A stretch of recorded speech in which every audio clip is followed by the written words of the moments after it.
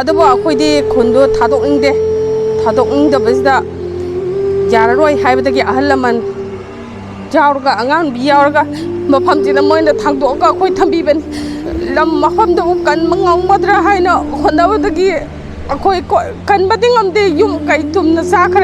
ꯆꯥꯈ꯭ꯔꯕ ꯃꯇꯨꯡꯗꯒꯤ ꯑꯩꯈꯣꯏ ꯑꯋꯥ ꯑꯅꯥ ꯇꯥꯔꯕꯅꯤꯅ ꯐꯖꯒꯗꯕꯗꯤ ꯑꯩꯈꯣꯏꯗꯤ ꯑꯩꯈꯣꯏꯒꯤ ꯃꯐꯝꯗꯨꯗ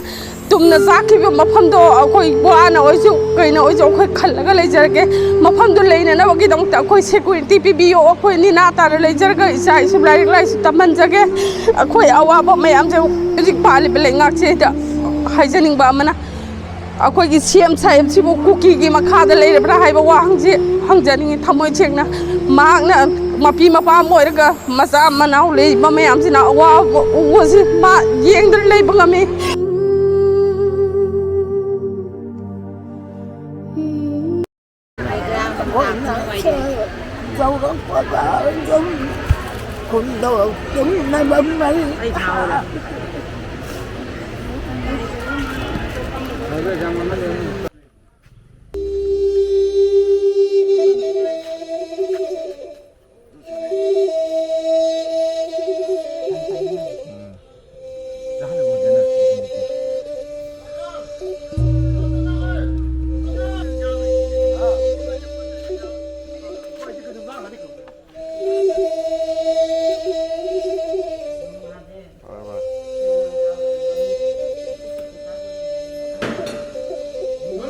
चलो सी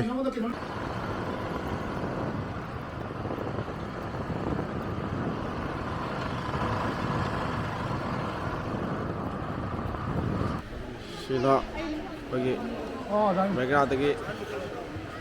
बैग्रादगी अखोगी मई चागा लाकपा अखोगी अंजनरगा लाकपा अखोगी माई बेन मैमनी से लैसे सी केमसने स्पोर्ट्स कॉम्प्लेक्स ता इमा मैम अखोई ngasi lakchaise अखोगी सिलचर कसार वालजुराइब खुंगंगदे लाक्चबनी अखोगी इमाइदोन ग्वानजुरगी मैरा पाइबी सिंह पुल्लगा अखोई कुइरे अखोई जिरी की पाउसु ताई मयाम ताई अखोगी सोशल मीडिया दसु उबा फगी अदो कुइरे अखोइना सुमाइना मतेंग तौजगेना खंजरकपसे अखोई मयामदगी लहानदगी था अमा सुदोरे अदुदे अखोई सिनबा लांगबा तौरगा अखोइना करी तौबा याबा रिलीफ कैम्प अदो एगी मानबा सिंगसु लै मोइदसु हाइरगा कई तौबा मोइदसु हंगा मोइगा तानारा कई तौबा याबा खोटपदो अखोई तानारागा ngasi je lakpani lahadai su lakjage tawbani adu matamse kya achinba yawbina asangba aide sangnadaba kya yawbina khoina lakpado khudong chadabagi ado ngasi se lakpani ado ima event singdai su akhoi su taningi kari kamaina akhoi gi lanjena adu wai kai because sida lai sing je akhoi gi aide fajana khangdaba aide information je akhoi gi aide YouTube kai ga Facebook ta yenga su faja khangdaba yam yawina ado mamang da wari sa de akhoi su aide कमायना अवाबदो कमायना face तौर कमाय लापदो अहम सिदा कमायना अखोगी लांजेनपदो अदुई वारी सिंसु ताजनिंगे अखोगी इमाइदोन सिंगदगी अदुगा सिदा लैरिबसे करी करी अवाटपा दुलरगा कना कनाना कमायना मतेंग तौबिरकपा अदुसु अखोई खंजनिंगे बिकॉज असिदा नते मयामना हाइजनिंगे आइसु तोंगाना अखोगी अखोई नहा सिंगी तोइबा अखोगी तोंगाना ऑर्गेनाइजेशन सु लैजै अदुदगिसु अखोइदसु अंगम थाकता मतेंग तौनबा होना जगनी ngang matung da khoi gi kambu khara su lakani hai bagi thajaba pirei mokhoi su kai dur chalaga dum mateng tawni na hai rei ado ima indon gi site ju khaidani aduga khoi gi gwajur gi maya pai bi khoi gi leiriba khoi gi mayam dagi haining ba ngangning ba leiba da su habi ba yani ka motif te su wai khara tang thamina bai ra haijari ka motif khoi lilip ke masida lebiriba ikai khumda to matik charaba hansing amasung नुंसिजरबा इमा इवेंटसिंग अकोई सनाबनसु संदोपिग्रे अकोई Kasar district की Silchar sub division की मनुंग चंदुना लेबा बालजुर हाइबा खुंदगी लाक्चबनी अकोई मैरा सिगी Ming मैरा लुबनी लाइबसे मैरा सिगी मिंगना अकोई मैरा लुब बालजुर लन lemma मैरा लुब बालजुर हाइना थोंजै अदुगी इमा मैरा पाइबी इमा event मतनी लाइसे अकोई निपा एडवाइजरी बोर्ड होइना निपा मरी मंगा जाउरे अकोई सनाबसे मादी अकोई ओइना अकोई खुनगिनी मासे न्यूज़ कलेक्टर होइना अमा अकोई जहाता कलेक्ट तौनबा ꯑꯗꯨꯒꯤꯗꯃꯛ ꯁꯥꯟꯅꯕꯗ ꯑꯩꯈꯣꯏ ꯀꯣꯟꯇꯦꯛ ꯇꯧꯖꯔꯒ ꯖꯤꯔꯤꯕꯥꯝꯒꯤ ꯃꯔꯝꯁꯦ ꯄꯥꯎ ꯂꯧꯖꯔꯒ ꯑꯩꯈꯣꯏ ꯂꯥꯛꯆꯕꯅꯤ ꯑꯩꯈꯣꯏꯁꯨ ꯂꯝꯗꯝꯗꯨꯒ ꯇꯥꯔꯤꯕ ꯌꯨꯝꯅꯥꯛꯁꯦ ꯆꯥꯎꯔꯥꯛꯄꯝꯗ ꯆꯥꯎꯔꯥꯛꯅ ꯆꯅꯤ ꯌꯥꯡꯈꯩꯔꯣꯝ खर हेंतक ओइगदा कइदो अदुमुक जुमनाक लैजै मदुगा अखोगी यूट्यूब की चैनल करिका जेंगबदा अखोई जिरिबांगबी अखोगी लिलिक पेमदा जामना वाना इमाइबेन इपाइपन सिंगे लैयै ताबसिगा अखोई थमोइदसु नुंगाइबा फाउदे अखोइजु मितै मचानी सोंदा लैबिरिबा इमाइबेन सिंजु मितै मचा अमतनी थमोइ अमतनी अखोइजु आदा अदु यामना नुंगाइना लैबा पोट नते अखोइजु सिगी नुंगाइतबसे असि मतम पुनक्ता अखोइ सरुक जाजै अखोई खुदक्ता पाउ लौजरगा हाई मोइनाई अखोगी चेंग चाक अतैदी कंतौ थंगको अदुगा फिरोन ओइना खरा मतेंग तौबिरो हाइना अखोई खुदक्ता इमाइबेन मंगा तरा चलगा जुमदोंग मुदि चतना फिरोन खरगा अखोई कलेक्ट तौई अदुई कलेक्ट तौजबा फिरोन दुनी ngasi पुजरेबसे अदो इमाइबेन साइडेजु अखोई पेंदबा हाइबिउ अखोइजु ngamjaba mateng angegi ngasi tana loibante अखोई अतोपा अतै निमित्तसु अखोई मतेंग पांगकपा ngambagi खुदोंग चाबदो अदुजु अखोई लौनम होनाजगे ngasi पुरैसि अखोई याम खुदक्ता ओइना तौदुना पुरे असि इमाइबेन सिंगना पेंदबा जाय अखोइना पुरैबा पोचि असे अखोई लिलिपेंबा लैबा इमाइबेन इपाइपनगी खजिक मतेंग ओइनबा अखोइना पुरैबसिना असिनासु पेंगने हाइबा लैते अतै अमु अखोई मथंगदा अमु लाकपा ngambagi खुदोंग चाबदुसु पिबिउ अतैसु अखोई पुरकनी अइना वाफम अमतंग थमजनिंगनिदि मणिपुर सना लेबाक असे पालिबा अखोगी चीफ मिनिस्टर से बीरेन से मितै मचानी अदो मादी मणिपुर की प्रजा मियांगी मपी मपा ओइदुना लेरबनी अदुना माना मसी खरा अथुबा मतमदा अखोगे हानै लेरंबा दुमाइना तंगदु लैताना लेबा हिंबगी से असी अखोई ऑनरेबल अखोई सीएम बीरेन सिंह महमदा अखोई कसादे लाइबा मियो सिंगनासु अखोई रिक्वेस्ट तौजरी लोइना लोइना ना हुजिक पुइबा मणिपुर गवर्नमेंट असी बीजेपी गवर्नमेंट नि सेंटर सु बीजेपी गवर्नमेंट नि बीरेन की मपादी प्रधानमंत्री नरेंद्र मोदी थोए अखोइगिना बीरेन जे अखोइगी मपि पासक्तुना पालिबनी माना हाइबिगदमनी आइगी जुम जे सिसी ओइरे ऐ प्रधानमंत्री दा असी खरा जांगना लोसनमै होनासी असी सी तौजे अखोगी जाति कास्ट से 34 मुक लई मारे असी आई कनागुम मीमता आई फते आइना हाइजरमोय आइना हाइबु हाने लेमिना बा नुक्सी चाना लेमिनाबदो अदुमाइना लेइनमैसे आई खरा जांगना होनाबा कोई पाबुंग बिरेन मफमदा अखोगी साइटगी रिक्वेस्ट तौजरी असिमतनी आइना थमजगदबी अदो इमाइबेन सिंग इपाइबेन सिंगदगी नखोगी अवाटपा करी लेबा खोलिबा अखोइजु तादुना चखिगे अखोइना ngamba ओइरगदी अदुई मतेंग असु अखोइ पिजरगनमा होनाजगे आई अरोइबदा वाफमतदी खुंबिरौ नोय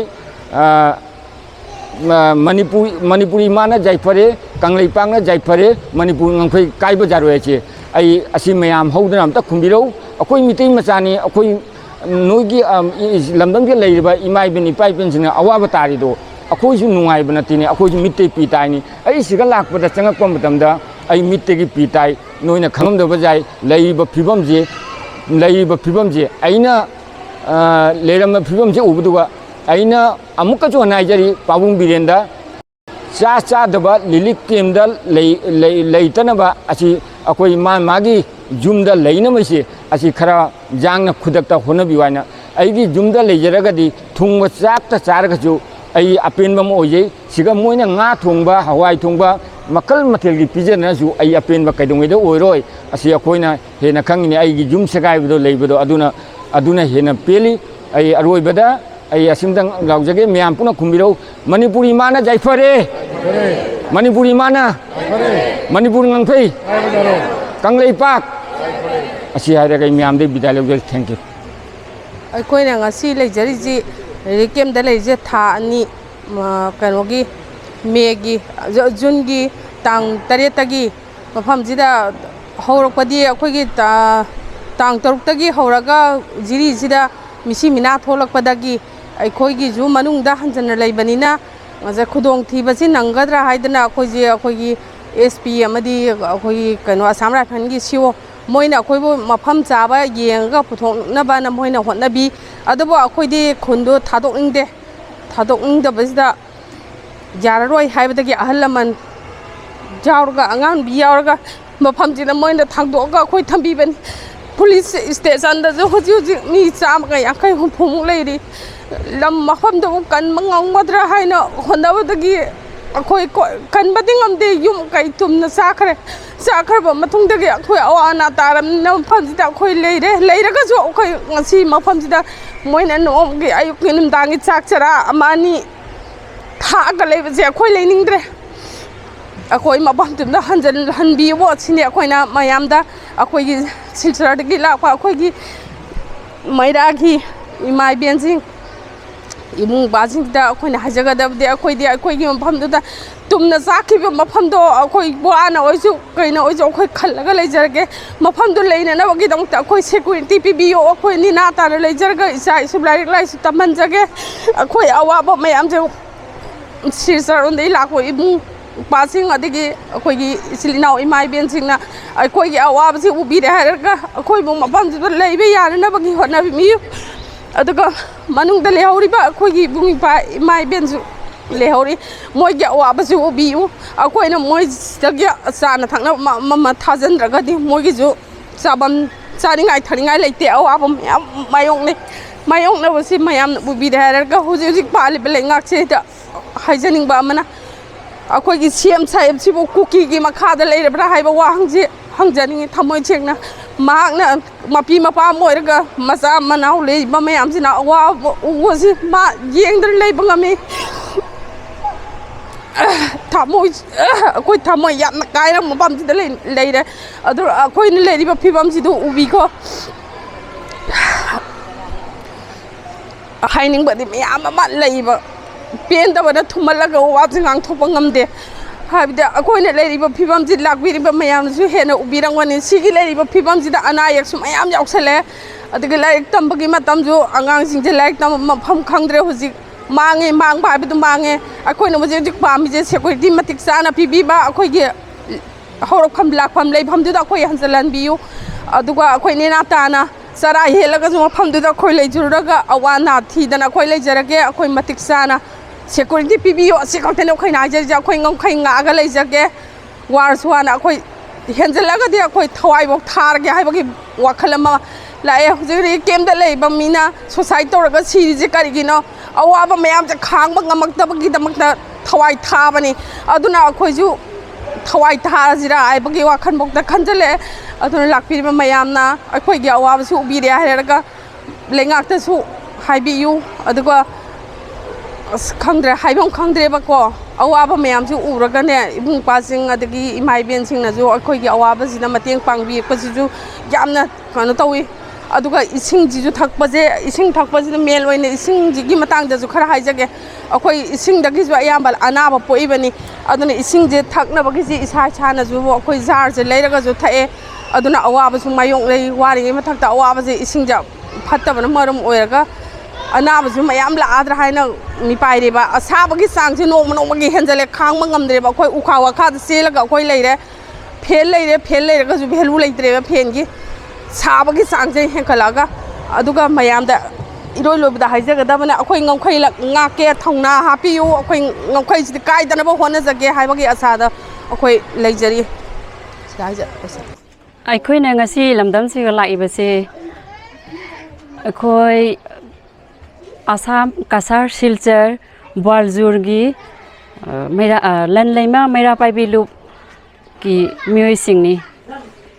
ꯑꯩꯈꯣꯏꯅ ꯃꯐꯝ ꯑꯁꯤ ꯂꯥꯛꯆꯔꯤꯕꯁꯤ ꯃꯅꯤꯄꯨꯔ ꯁꯅꯥ ꯂꯩꯕꯥꯛꯇ ꯑꯋꯥ ꯑꯅꯥ ꯇꯥꯗꯨꯅ ꯂꯩꯔꯤꯕ ꯂꯥꯟꯖꯦꯟꯅꯗꯨꯅ ꯂꯩꯔꯤꯕ ꯃꯌꯥꯝ ꯑꯁꯤ ꯌꯦꯡꯖꯔꯨꯒꯦ ꯑꯗꯨꯒ ꯖꯤꯔꯤꯕꯥꯝꯗꯅ ꯉꯁꯤ ꯑꯃꯨꯛ ꯅꯧꯅ ꯊꯥ 2ꯒꯤ ꯃꯃꯥꯡꯗꯒꯤ ꯑꯋꯥ ꯑꯅꯥ ꯇꯥꯔꯛꯂꯤꯕꯁꯤ ꯅꯛꯅꯕ ꯀꯧꯔꯕꯅꯤꯅ ꯑꯩꯈꯣꯏꯁꯨ ꯌꯦꯡꯅꯤꯡꯕ ꯎꯅꯤꯡꯕ ꯏꯆꯤꯜ ꯏꯅꯥꯎꯒꯤ ꯅꯨꯡꯁꯤꯅꯕ ꯃꯔꯤ ꯑꯗꯨꯅ ꯂꯥꯛꯆꯕꯅꯤ ꯑꯩꯈꯣꯏꯅ ꯂꯥꯛꯄꯁꯤꯒ ꯉꯁꯤ ꯎꯔꯤꯕ ꯐꯤꯕꯝ ꯑꯁꯤ ꯌꯥꯝꯅ ꯅꯨꯡꯉꯥꯏꯇꯦ ꯅꯨꯡꯉꯥꯏꯇꯕ ꯍꯥꯏꯕꯕꯨ ꯆꯤꯟꯕꯥꯜꯗ ꯍꯥꯏꯕꯁꯤꯅ ꯊꯣꯛꯇꯔꯦ ꯊꯃꯣꯏꯁꯦ ꯀꯥꯏꯔꯦ ꯑꯗꯣ ꯑꯩꯈꯣꯏꯅ ꯍꯥꯏꯖꯅꯤꯡꯉꯤꯕꯗꯤ ꯉꯁꯤ ꯏꯃꯥ ꯏꯕꯦꯜ ꯏꯆꯤꯜ ꯏꯅꯥꯎ ꯑꯉꯥꯡ ꯄꯤꯛꯈ꯭ꯔꯕ ꯃꯌꯥꯝ ꯑꯁꯤꯅ ꯂꯩꯔꯝꯃꯤꯕꯁꯦ ꯑꯁꯤꯕꯨ ꯀꯣꯛꯄꯤꯅꯕꯒꯤꯗꯃꯛꯇ ꯑꯩꯈꯣꯏꯒꯤ ꯍꯥꯏꯖꯐꯝ ꯍꯥꯏꯕꯕꯨ ꯃꯅꯤꯄꯨꯔꯒꯤ ꯆꯤꯞ ꯃꯤꯅꯤꯁꯇꯔ ꯃꯌꯥꯝꯒꯤ ꯏꯀꯥꯏ ꯈꯨꯝꯅꯔꯤꯕ ꯅꯣꯡꯊꯣꯝꯕꯝ ꯕꯤꯔꯦꯟ ꯑꯃꯗꯤ ꯚꯥꯔꯠ ꯂꯩꯉꯥꯛꯀꯤ ꯃꯀꯣꯛ ꯑꯣꯏꯔꯤꯕ ꯁ꯭ꯔꯤ ꯅꯔꯦꯟꯗ꯭ꯔ ꯃꯣꯗꯤꯒꯤ ꯃꯐꯝꯗ ꯍꯥꯏꯖꯕ ꯅꯠꯇꯅ ꯑꯩꯈꯣꯏꯒꯤ ꯎꯄꯥꯏ ꯂꯩꯇꯦ ꯉꯁꯤ ꯇꯥꯔꯤꯕ ꯑꯋꯥ ꯑꯅꯥꯁꯤ ꯃꯈꯣꯏ ꯑꯅꯤꯒꯤ ꯃꯊꯛꯇꯅꯤ ꯃꯈꯣꯏꯅ ꯀꯣꯛꯍꯟꯒꯦ ꯍꯥꯏꯔꯕꯗꯤ ꯀꯩꯁꯨ ꯂꯩꯕ ꯅꯠꯇꯦ ꯑꯗꯣ ꯑꯍꯟ ꯑꯣꯏꯔꯕ ꯏꯃꯥꯁꯤꯡ ꯑꯁꯤꯅ ngasi mamittagi mapi taaduna leiribasi akhoi su khanghaudana mittagi pi taaki do mayam asigi awabasi jangna makok hanbiu makhoi anigi mafamda amadi home minister Amit Shah gi mafamda chief minister Sri Nongthombam Biren amadi prime minister Bharat ki Narendra Modi anigi ahum sigi mafamda hanjana ikok noladuna haijari amadi ishor gi mafamda su hanna khurum jaraga mayam asigi awabasi jangna makok hanbiu haina khurum jari ngasi akoina lakjari base relief camp sida kajitang oirabasu mayam asigi awabasi mateng pangba ngamna ba haiduna lakjabani koina purakliba pochai singase aigi ikhun irei cha singna khara magi leijaba ngamjaba do pibirakpani pirakliba singasi phirol nupigi phirol nupa singi angang singi aduga sanapot baltin mok pukham glass khata boy kolom asina chingbani asi purakliba asina mayamsu mabu khara penbiu haina haijari asi hairaga ishorgi mafamda amukka hanna khuramjari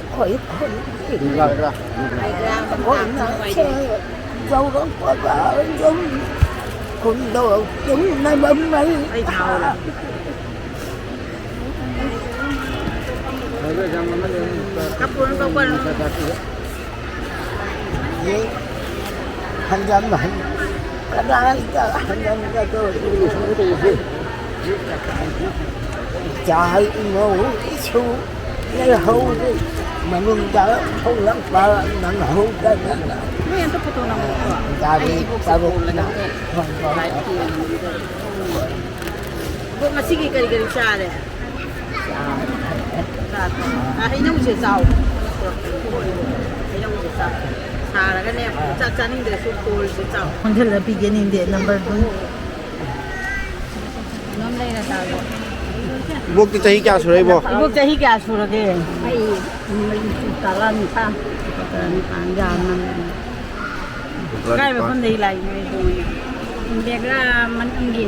rồi làm tay của nó thì là tại vậy khỏi cho nên là coi gì cầu coi ở đây thì nên là coi gì mình là làm tay của nó như thế đây coi là coi gì rồi nói mà làm gì sẽ thao hay kia đấy cả sao tham chơi cả sao chị có năm chơi rồi nó lấy bên năm để coi rồi nóอย่างที่เราไปมายุนั่นน่ะน้อยน่ะจะบีไปcoi Sure ba athamman vi kasaram vi chicharam vi ko yite yete rồi mà nói mà cái nhân mà yêu nào ra đi cái nó tới về chỉ khơi chứ rồi là nói ngày dạy thành là ba đứa cô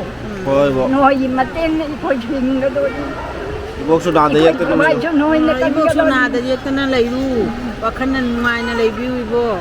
yam cinta tau Nói số nào năng tầm đất nó là dân năng ngại nói này coi nungsijaraba lamdam lapna lembiraiba tribal imai ben ichininau mayam punamaku ehangna committee maikaidagi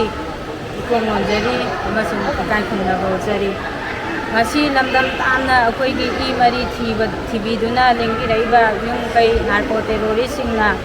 miot minay tawiduna taktina bom tharakuna yum mai thaduna ngasi akoibu refugee amagumna tanthokpirakuna sidaida indoor stadium Vidanagar sida relief camp changjafam lauraga leijariba akoibu nungsibiduna mayamna imai ben ipaiban mayam punamak lengbiduna nungsa aying asa thidana awana thidana ngasi akoigidamakta mafam asida lengbiraise yamabasu yamdrabasu kolam khaditang orabasu pibiraise akoigidi yamna pungning nungsi aigi imari ama lei haiduna thibiraibase akoi yamna thagachari aduga loina na mayam punamaksu yaifaba nungaiba isorgi mafamda yaifaba oyu haiduna mayamgi damakta mangola siba nijari nada yektaba nungaiba yaifaba oibiu asi khakta natana asidagi henbasu mateng pangba ngamba oibiu haina isorgi mafamda nijari loina na ya matang asida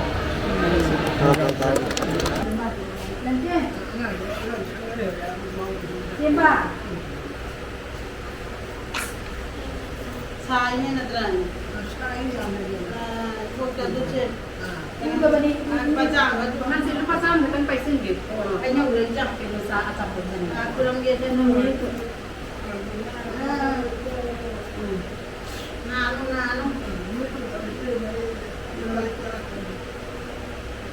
lain kurang isuan ada kurang ada pada ini macam sih nanti sekarang tahu Lu sih cuma rice cooker satu lah. Angan yang wajib di ni. Sudah tukar. Rice cooker jadi campur gitu. Jika nami kaya kesari. Aku itu mai itu ni pun itu lagi ni bah. Aku ni harap tu mana. Juga aku itu paling. Saya jangan mama tambah lagi. Tu jadi ni. Jadi tak ada ni. Jiri tu. Jiri le.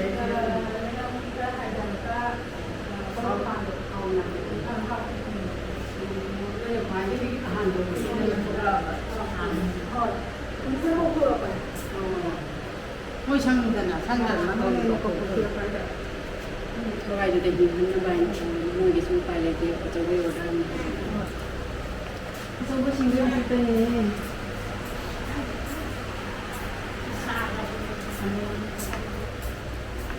siam saya.วันนี้ก็จะกะเราก็จะบังเราเนี่ยคือ